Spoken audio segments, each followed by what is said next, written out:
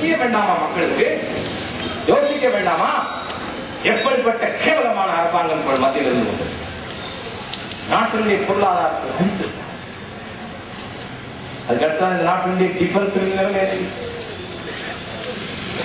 Prime minister is defending again defend. அமெரிக்கால height act pass பண்ணிருக்காங்க. இங்க 4 பேர் அனுப்பியிருக்காரு நாராயணன் மேல பாதுகாப்பு செயலாளர். அந்த ஹைட் ஆக்ட் வந்தா என்ன ஆகும்? நண்பர்களே, 1998 மே மாதம் 13ஆம் தேதி வாஜ்பாய் அரசாங்கம் அணு ஆயுத சோதனை செய்து இந்த நாட்டை அணு ஆயுத வல்லரசாக அறிவித்தது. அறிவிச்சன்னைக்கு அமெரிக்கா என்ன பண்ணா? இந்தியாவுக்கு எதிராக பொருளாதார தடை விதித்தது. அமெரிக்கா தடை விதித்தது மாத்திரமல்ல, இன்னொன்றை நினைவுபடுத்த விரும்புகிறேன். அமெரிக்கா தடை விதித்த மறுநாள் ஜப்பானும் தடை விதித்தது. அப்ப இந்த நாடு அணு ஆயுத வல்லரசாக வருவதை அமெரிக்கா விரும்பவில்லை. இந்த நாட்டினுடைய அணு ஆராய்ச்சிக்கு டாக்டர் கலாம் போன்ற விஞ்ஞானிகள், டாக்டர் பாபா போன்ற விஞ்ஞானிகள் இந்த நாட்டினுடைய அணு ஆயுத வளர்ச்சிக்காக பாடுபட்டவர்கள். இந்த நாட்டில் அணு ஆராய்ச்சிக்கான கச்சா பொருட்கள், அணு மின் நிலையங்களுக்கு தேவையான கச்சா பொருட்களுக்காக ஒரு நாள் கூட, ஒரு அணு அளவு கூட அமெரிக்கா நமக்கு உதவி நாடு அல்ல. ஒரு காலத்தில் நாம ஹெவி வாட்டர் தயார் பண்றதுக்கு முன்னாடியே ரஷ்யாவால் ஹெவி வாட்டர் அனுப்பியிருக்கான். அமெரிக்கா அதுவும் செஞ்சதில்லை. ஆனா இன்னைக்கு அந்த அமெரிக்காவோடு இந்த அரசாங்கம் நியூக்ளியர் கோஆபரேஷன் கோஆர்டினேஷன் ட்ரீட்டி கைது போடுது. நம்ம அணு ஆயுத வல்லரசான வரைக்கும் there was no cooperation, no coordination. அந்த அமெரிக்காவோட என்ன நெசசிட்டி? நாம ஒரு துறையில வெளிநாட்டோட ஒப்பந்தம் பண்ணோம்னா அந்த துறையிலே நாம் முன்னேறியதற்கு அந்த நாடு உதவி செய்திருக்க வேண்டும், அல்லது அந்த துறையின் வளர்ச்சிக்கு எதிர்காலத்தில் அந்த நாட்டினுடைய தேவை இருக்க வேண்டும். அணுத்துறையை பொறுத்தவரை, அணு மீன் உற்பத்தியை பொறுத்தவரை நண்பர்களே, இன்னைக்கு தேசபக்த அமைப்புகள் எல்லாம் ராமர் பாலத்தை இடிக்காதுன்னு சொல்றதுக்கு காரணம், இன்னைக்கு நாம் உற்பத்தி செய்கிற மின்சாரத்தை கொண்ட 4 மடங்கு மின்சாரம் உற்பத்தி செய்தால் கூட இன்னும் 360 ஆண்டுகளுக்கு இந்த நாட்டிலே அணு மின்சாரம் உற்பத்தி செய்வதற்கான கச்சா பொருள் சோடியம் மோனோசைட் ரிசர்வ்ஸ் ராமர் பாலத்தின் தேவை. அதை உடைக்க சொல்லி அமெரிக்கா நிர்பந்தப்படுத்துறதுக்கு காரணமே, அப்பதான் ஆழி பேரலைகள் வந்தால் அது அடித்து செல்லப்படும். அமெரிக்காவுக்கு நாம பிச்சைக்காரனா கையெழுத்த வேண்டிய அவசியம். அவன் யுரேனியம் அமெரிக்கா பயன்படுத்துறது, ஆனா இந்தியா பயன்படுத்த யுரேனியம் இல்ல, சோடியம். அதனால American nuclear technology and Indian nuclear technologies are entirely different from each other. அப்ப நம்ம பேசிக் டெக்னாலஜியை மாற்றணும். இவங்க nuclear cooperation coordination treaty America 2 ஹவுஸ்ல பாஸ் பண்ணிட்டாங்க. ஹைட் ஆக்ட் அமெரிக்கா அதனுடைய விளைவுல இந்த நாட்டில் இருக்கின்ற 19 அணு மின் ஆராய்ச்சி கூடங்கள்ல 16 அமெரிக்காவின் கண்காணிப்பின் கீழ் வரும். Under American supervision. எதுக்கு அமெரிக்கன் சூப்பர்விஷன்? முதல் அணு ஆயுத குறைக்கணும்னா இந்தியா கிட்ட 200 அணுகுண்டு இருக்கு, அமெரிக்கா கிட்ட 3000 அணுகுண்டு இருக்குன்னா அமெரிக்கா 2800 அணுகுண்டு அடிக்கலாம். அதுக்கப்புறம் நம்ம இந்த பத்தி பேசலாம், ஒரு சர்க்கார் பேசணும். அப்படிதானே வாஜ்பாய் நடந்து கொண்டார். கார்கில் யுத்தம் வந்தது, நவாஸ் ஷெரீப் அமெரிக்கால இருக்க, பில் கிளின்டன் வாஜ்பாய்க்கு சொல்றார், இங்க பாகிஸ்தான் பிரைம் மினிஸ்டர் வந்திருக்காரு, நீங்களும் வந்தீங்கன்னா என் கட்ட பஞ்சாயத்து சுருக்கமா இங்கே முடிச்சிருவோம்னு. அப்ப வாஜ்பாய் என்ன சொன்னார்? பாகிஸ்தானிலிருந்து ஊடுருவி வந்திருக்கின்ற கடைசி ஊடுருவற்காரரை வெளியேற்றும் வரை நான் இந்திய மண்ணை விட்டு வரமாட்டேன். இந்த நாட்டில் இந்துக்கு பிறந்த மனிதன். அதனால ஆனா இன்னைக்கு இந்த அரசாங்கம், இந்த சிக்கண்டி சர்க்கார், மன்மோகன் சிங் சர்க்கார், கருணாநிதி சோனியா கம்யூனிஸ்டுடைய தேச விரோத அரசாங்கம் அமெரிக்காவோட நியூக்ளியர் கோஆபரேஷன் கோஆர்டினேஷன் டீலுக்கு, அதுவும் 16 நியூக்ளியர் இன்ஸ்டலேஷன் தான், சிவிலியன் நியூக்ளியர் இன்ஸ்டலேஷன். நான் கேட்கிறேன், பேசிக் ரிசர்ச்ல சிவிலியா டிஃபென்ஸா எப்படி நீங்க செக்ரிகேட் பண்ண போறீங்க? கேள்வி எனக்கு தெரியாதுங்க, நான் முட்டாள். I am a very ordinary common man. நான் கேட்கிறேன், அடிப்படையான ஆராய்ச்சியில அது சிவில் சம்பந்தமானதா அல்லது யுத்த சம்பந்தமானு எப்படி பிரிப்பீங்க? ஒரு ஆராய்ச்சி முடிந்த பிறகு அதனுடைய பலனை அப்ளிகேஷனுக்கு வரும்போது வேண்டிய அப்ளிகேஷன் சைன்.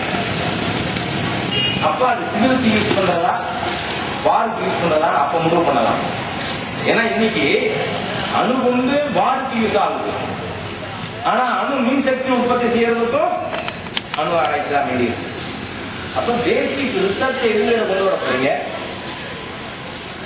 இந்த அரசாங்கம் எதுக்கு இதை ஒத்துக்கணும்?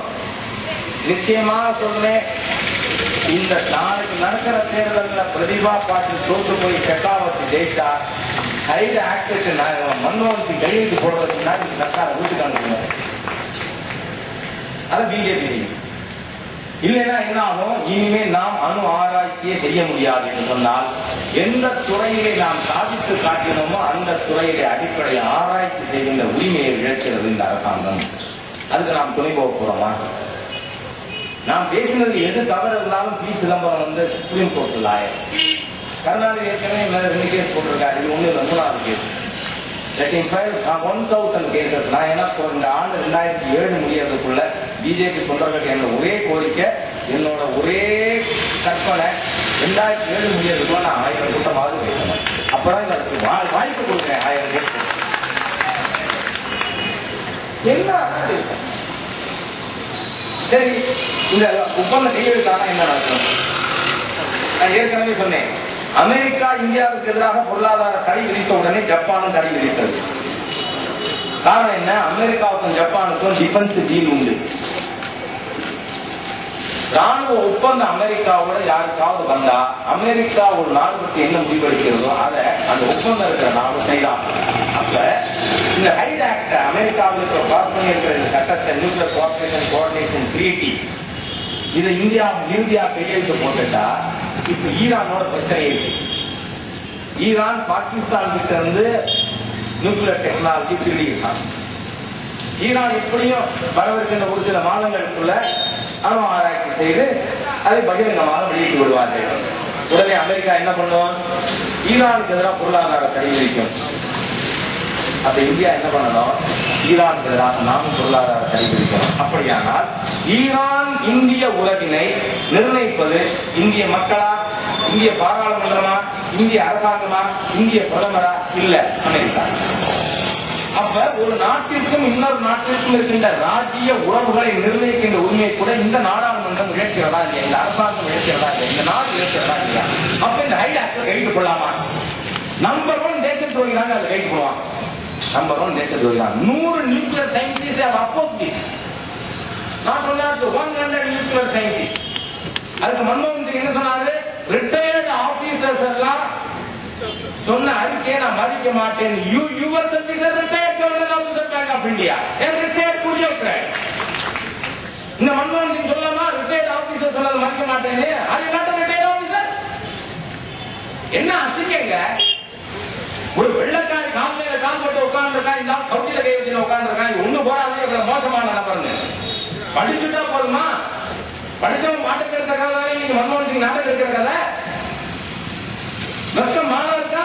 எனக்கு அந்த டிவியில பார்க்கும்போது கொதிக்கிறது. ஐயோ, என் நாட்டு குடிமகன் உட்கார்ந்துருக்கானே, ஒரு வெள்ளக்காரி வெளிநாட்டுக்காரி சாமியார் சாப்பிட்டு உட்கார்ந்துருக்கானே. அசிங்கமா இல்ல இந்த தேசத்துக்கு?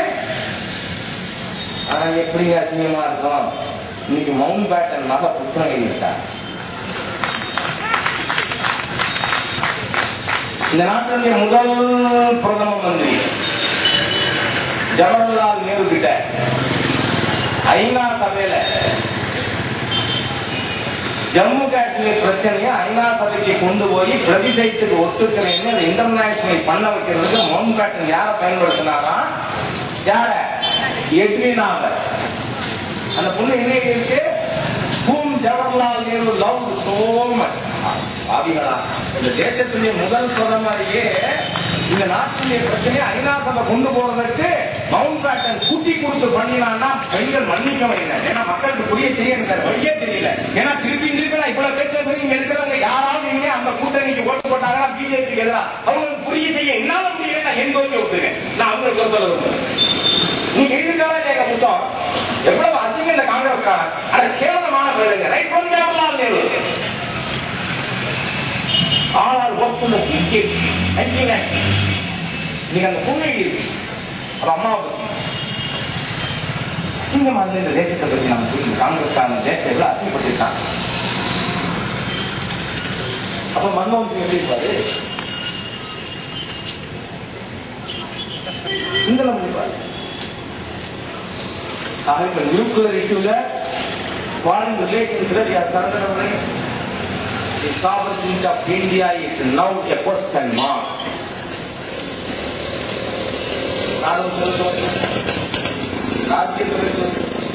சரி, நைபரோட உறவு யோசனை பண்ணி பாருங்க. இன்னைக்கு பிரதம மந்திரியோட அப்பீல் அப்படி என்ன ஆஸ்திரேலியா ஹனீஃபா தானே? ஆஸ்திரேலியாவில் அவன் இந்தியன் பான் முஸ்லீம் எழுதுறதே நான் அப்டேட் பண்றேன். முஸ்லீம் எழுது. ஏன்னா ஒரு முறை டிவி பெட்டியில் ஒருத்தர் அதையும் நீங்க இஸ்லாமிய பயங்கரவாதிகள் சொல்றீங்க. இஸ்லாமிய பயங்கரவாதம் இஸ்லாமிய பயங்கரவாதம்